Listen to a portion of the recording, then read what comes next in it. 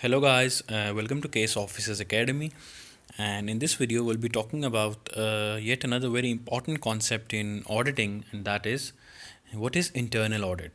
So let's jump on.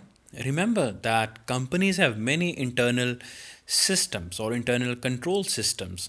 For example, risk management system. A risk management system automatically tells the company based on the history of the credit history of the customers as to whether the company should sell them goods on credit. And secondly, company has various internal control systems.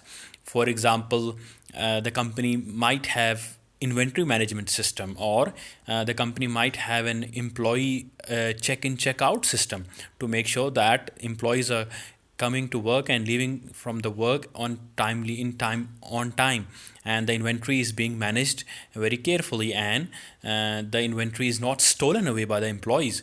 Similarly, the company has accounting systems in it, which record the various financial transactions and summarizes them and prepares trial balances and balance sheet and profit and loss. So these are the various systems, uh, internal systems, which a company has to regulate its affair, to make sure that the company is running smoothly.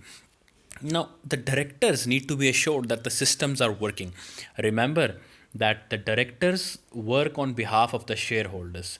Directors make sure that the company is maximizing the profits for the shareholders. Whereas the management, they might be selfish, they might act in their own interests.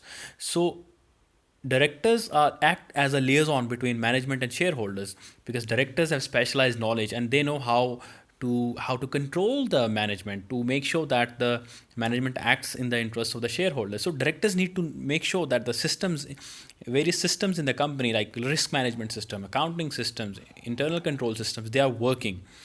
And remember that in order to make sure that the systems are working, directors appoint a team of auditors who may be from inside the organization or outside the organization, and they will essentially check whether those systems are working properly.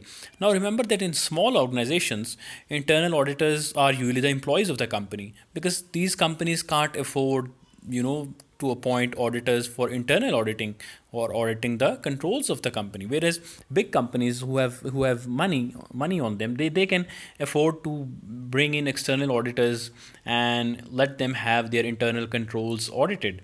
But essentially, they can be both. Internal auditors can be both from inside of the company, and they can be from outside of the company, and they will check whether the internal control systems are working efficiently. Now, the criteria that these internal auditors will use will likely be their own experiences. That is, internal auditors over the period of time will have a feel that, okay, if the inventory management system has this and this checks, then it will be working, it will be working very efficiently.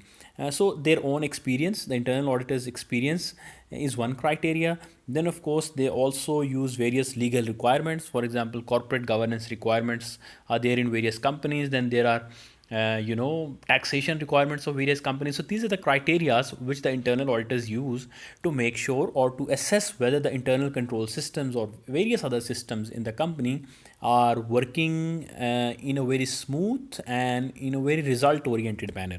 So when the internal auditors conduct the audit and they use these criteria, what they come up is an audit report. Now, an audit report will be written to the directors of the company, stating whether the systems are working and making recommendations for future improvement. Remember that in external audit, the report is written to the shareholders of the company, whereas in internal audit, the audit report is written to the directors of the companies, because what I told you is that directors work for the profit maximization of the shareholders.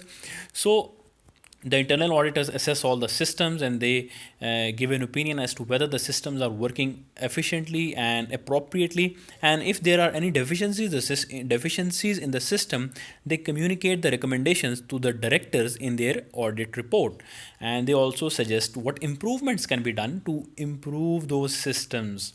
So this is what internal audit is, and I just gave you the context as to why internal audit is necessary. And that's it for this video lecture.